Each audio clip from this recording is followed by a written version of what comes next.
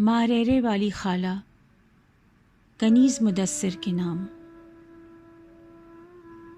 ایک وہ وقت کہ آپ کی آہٹ کو دالان سمجھتے تھے، کاہی ماشی زرد غرارے آپ کے اوپر سجتے تھے۔ ایک وہ وقت کہ جب آنگن میں اجلے بستر لگتے تھے، چھڑکاؤ ہوتا تھا، دریاں چادر تکیے مونڈھے تھے۔ ایک وہ وقت کہ ایک جمیلہ روز صبح کو آتی تھی، راکھ ہٹا کر جھاڑو دے کر چولہا نیا جلاتی تھی، آپا بتلاتی تھی کیا کیا آج پکایا جائے گا، روٹیاں کتنی کافی ہوں گی، آم بھی کھایا جائے گا، دال مسالے دھوپ دکھائے جائیں گے شام کے ہونے تک، انگیٹھی میں شعلے روشن رکھنا ہوں گے سونے تک۔ ایک وہ وقت کہ پورا محلہ ملنے جلنے آتا تھا، پارو جوہی منی اشرف سب سے رشتہ ناتا تھا، عارفہ رومی ناصرہ شجو سالوں آپ کے پاس رہے، بچے رک کر چلے گئے تو ان کے دوست اداس رہے، جتنے گھر میں لوگ تھے اس سے زیادہ نوکر چاکر تھے، نور حبیب شمیم کی بیوی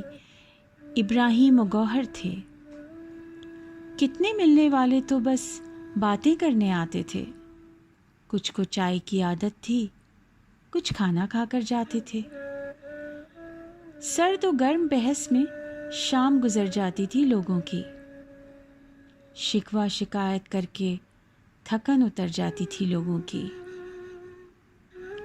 ایک وہ وقت کہ ڈوبی نبض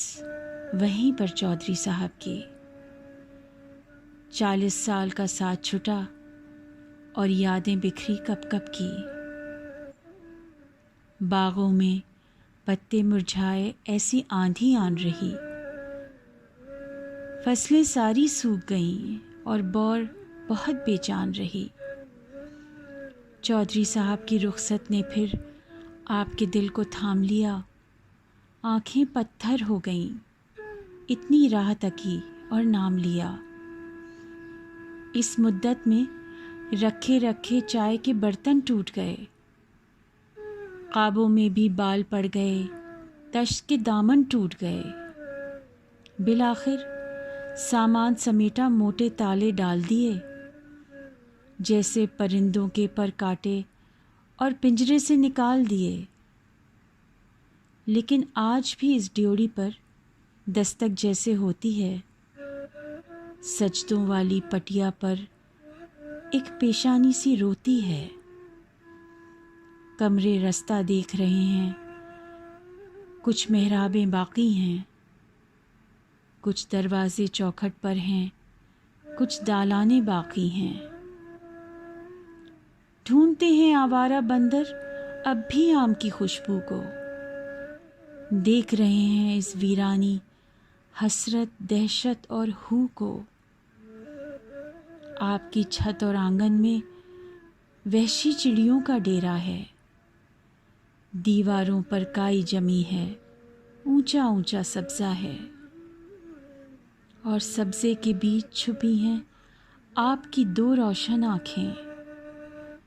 زنداں کی دیوار میں جیسے یوسف کی روزن آنکھیں۔